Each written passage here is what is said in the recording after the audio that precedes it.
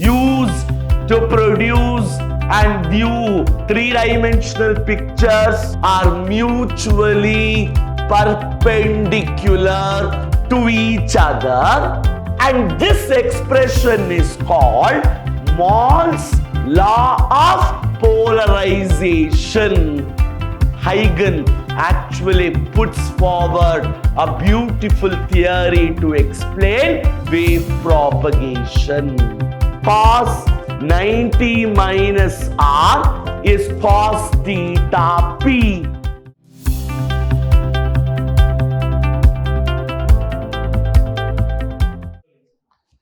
Hello students, today we shall continue our session regarding the discussion on the phenomenon polarization of light.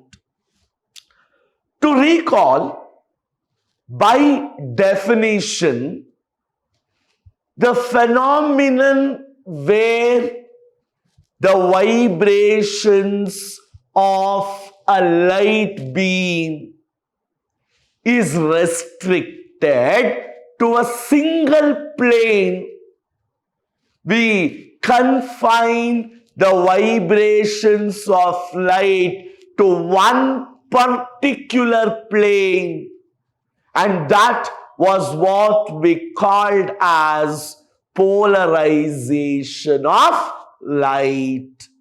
And we also understood how to represent a polarized light and an unpolarized light. Dear students, what was the definition of polarizing angle? For a particular angle of incidence, one defined angle of incidence, the reflected ray is completely plane polarized, and that angle of incidence is called as the polarizing angle or Brewster's angle. Angle of incidence for which the reflected ray is completely plane polarized is what we call as polarizing angle, and based on which Brewster's law was formulated, where Brewster's law stated that the refractive index of a transparent reflector medium is equal to the tangent of the polarizing angle. N equals tan theta p is what we call as Brewster's law. Continuing my discussion today, a very important derivation where we say, or we have to prove, that the reflected and refracted rays are mutually perpendicular to each other. Reflected and refracted rays are mutually perpendicular to each other when light is incident at a polarizing angle. When a ray of light falls on a surface at the polarizing angle, we have to show that the reflected and refracted rays are mutually perpendicular to each other. A very important derivation may be asked as a 3-marker in the exam. To begin with, I consider a transparent reflector medium. Transparent reflector medium of refractive index n. There is a transparent medium, a reflector medium. So this is the transparent surface reflector medium whose refractive index is n. Now OA is a ray of light that is falling on that transparent medium. So OA is the incident beam of light. And if you observe very clearly, the representation says OA is unpolarized light. The incident light is unpolarized. It has vibrations in all particular directions. So OA is the incident ray which is unpolarized. OB is the reflected ray. Please to observe, the reflected ray is completely plane polarized. Incident ray is unpolarized. The reflected ray is polarized. So theta P is the polarizing angle of incidence, for which the reflected ray is completely polarized. OC is the refracted ray, where R is the angle of refraction. So OA, incident ray, OB, reflected ray, OC, refracted ray.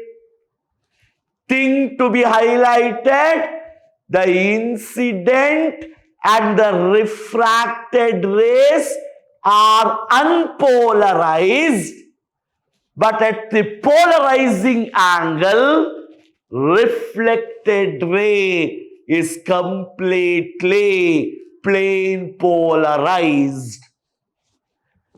Angle AOM is theta P, MOB again theta P, NOC is equal to R, which is my angle of refraction. So students, this is the basic considerations I have done or taken from the diagram. Fine. So what is my whole show gravitating around? I have to prove that the reflected and refracted rays OB and OC are mutually perpendicular to each other at the polarizing angle. So what do? I will first consider Brewster's law. What was the statement of Brewster's law? Refractive index of the reflector medium is directly proportional to sine of the polarizing angle. We told n equals tan theta p. And this is what is called Brewster's law. So from Brewster's law, n is tan theta p. Tan theta is also written as sin theta divided by cos theta. So n is sin theta p divided by cos theta p. Now, Snell's law of refraction. Going to the very first part of this chapter, Snell's law of refraction. Snell's law says n is sin I by sin R.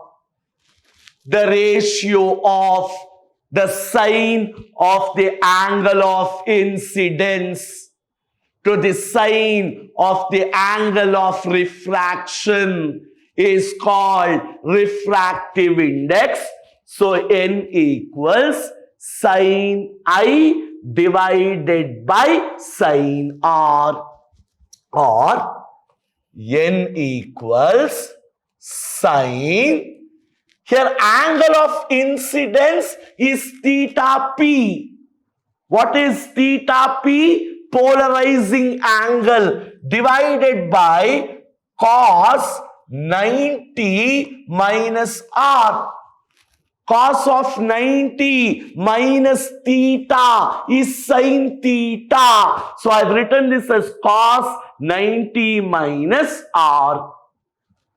So now equating equations 1 and 2.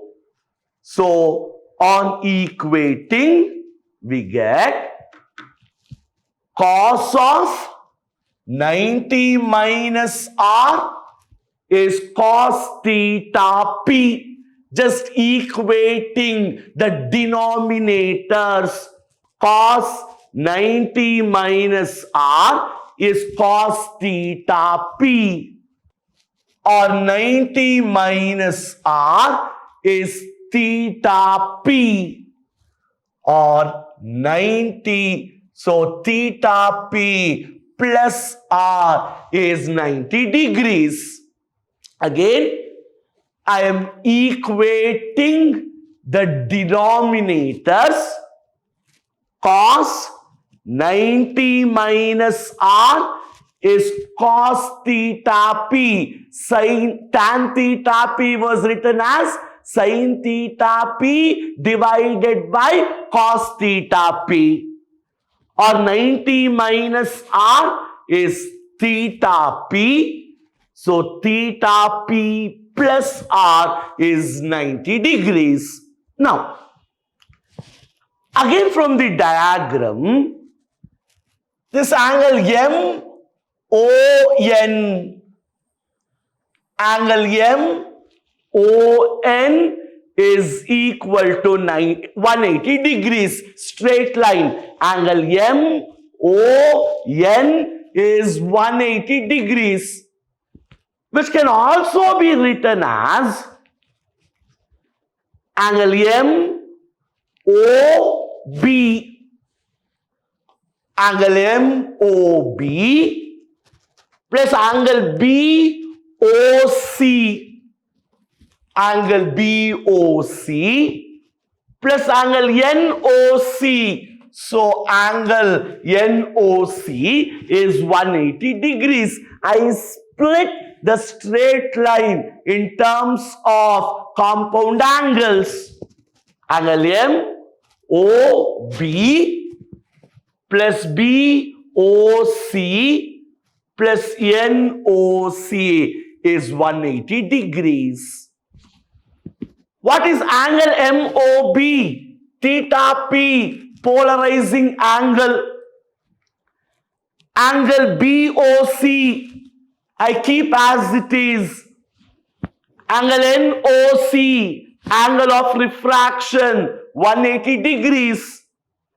Now you have theta P plus R. What is theta P plus R equal to 90 degrees plus angle BOC is 180 degrees, or angle BOC is 90 degrees. So very clearly, at the polarizing angle, the reflected ray and the refracted ray are mutually perpendicular to each other.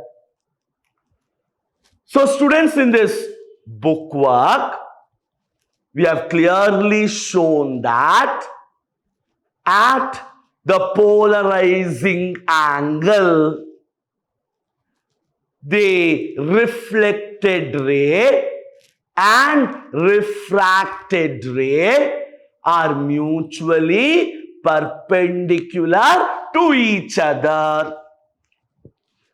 Now, again, a critical discussion. For 1 mark, you are always asked to state this: Moll's law of polarization. We just expect you all to write the expression for Moll's law. So we are understanding Moll's law of polarization, which says I equals I naught cos square theta. And this expression is called Moll's law of polarization. So what is Moll's law of polarization? I equals I naught cos square theta. What is I? Intensity of the polarized light which is emitted from the polarizer. Polarizer is a device which converts ordinary light, unpolarized light, to polarized light. So, polarizer andreno, it is a device. What is it doing? It will convert unpolarized light, ordinary light ಅಂತ ಏನ್ ಕರೆದ್ವಿ ಅದನ್ನ plain polarized light convert ಮಾಡುತ್ತೆ. So I is the intensity of polarized light which comes out of the polarizer. I naught, maximum intensity of the polarized light. Maximum intensity represented by I naught. Theta, angle between analyzer and polarizer, where analyzer is again a device which will analyze the properties of polarized light. So angle between polarizer and analyzer is called theta here, where theta is also called as pass angle. So Moll's law says I equals I naught cos square theta. I intensity of the light, or I should say intensity of plane polarized light coming out of the polarizer. I naught, maximum intensity of the polarized light. Theta, angle between analyzer and polarizer. So here I have given you the definitions of polarizer and analyzer. Polarizer is a device which converts unpolarized light to plane polarized light. Andre, it is producing plane polarized light. Analyzer is a device which analyzes the features, the properties or vibrations of plane polarized light. So now we will mention the uses of Polaroids. Polarizer ಬಗ್ಗೆ ಮಾತಾಡಿದೆ, analyzer ಬಗ್ಗೆ ಮಾತಾಡಿದೆ. Now we shall mention the properties or uses of Polaroids. The first property I have clearly told you all. It is used to produce plane polarized light. Andre, if at all I want to convert normal light, ordinary light, ಏನನ್ನ ನಾನು unpolarized light ಅಂತ ಕರಿತೀನಿ, if it has to be converted as plane polarized light, it has to be passed through a Polaroid. Now, Polaroids are used in sunglasses to reduce the intensity of sunlight. Glare ಅಂತಾರಲ್ಲ, ಬಿಸಿಲು ಮುಖಕ್ಕೆ ಹೊಡೆದು ಬಿಡ್ತು. Cricket ಸ್ಟೇಡಿಯಂಗಳಲ್ಲೆಲ್ಲ black colour ಗಾಗಲ್ಗಳು ಹಾಕೊಂಡು match ನೋಡ್ತಾರಲ್ವಾ, those goggles are made of Polaroids. And what is their use there? A sunlight intensity kadme madutte, reduces the glare of sunlight ant karitivi. Polaroids are used to produce and view three-dimensional pictures. ಅದ್ಯಾವುದೋ ಕನ್ನಡಕ ಹಾಕೊಂಡ್ರೆ ಎಲ್ಲ ಕ್ಯಾರೆಕ್ಟರ್ಗಳು ಮೂವಿದು ಕಣ್ಮುಂದೆನೆ ಬಂದು ಕುಗ್ತವಲ್ಲ, 3-dimensional movies. Such movies 3D pictures ಅಂತ ಕರಿತೀರಾ. Such movies are produced as well as viewed using Polaroids. And Polaroids are used to improve color contrasts of old paint buildings. So these are the few uses of the Polaroids. Used to produce plane polarized light, used to reduce glare or intensity of sunlight by using goggles, used to produce and view three-dimensional pictures, used to improve color contrasts of old paintings. Now, a very common word, something called as a wave front. Now we will discuss and understand something called as a wave front. Front ಅಂದ್ರೆ some part ಅಂತ ಅರ್ಥ, a small portion ಅಂತ ಅರ್ಥ. So this is wave front. The locus or collection of particles. Wave front andre it is a collection of particles in a disturbance which vibrate with constant phase. ನೋಡಿ ಎಷ್ಟು ಚೆನ್ನಾಗಿದೆ, wave front. Wave ಅಂದ್ರೆ naturally ಏನು, disturbance ಅಂತ ಅರ್ಥ. You would have studied the most fundamental definition of a wave. It is some disturbance produced in a medium. Now, collection of particles in that disturbance, some region of particles in that disturbance which vibrate with constant phase difference. Same phase is a wave front.